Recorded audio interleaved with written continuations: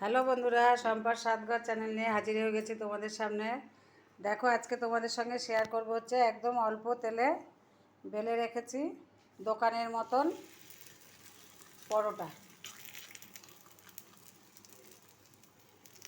অল্প তেলে পরোটা ভাজবো, আর সঙ্গে আছে হচ্ছে চিকেন কষা। যেহেতু আজকে বছরের প্রথম দিন, সবাইকে জানাই শুভ নববর্ষের প্রীতি শুভেচ্ছা এবং অনেক ভালোবাসা।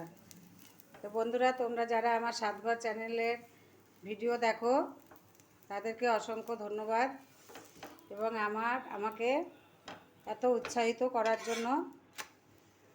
তা আমি এখন অল্প তেলে ভেজে নেব পরোটা, সেটাই আজকে তোমাদের সাথে শেয়ার করব। দুপুরে কি রান্না হবে না হবে সেটাও তোমাদের সঙ্গে শেয়ার করব।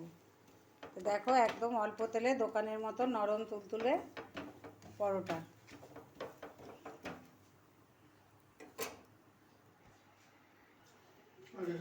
তো দেখো বন্ধুরা, একদম দোকানের মতন পরোটা, একদম অল্প তেলে পরোটা হয়েছে।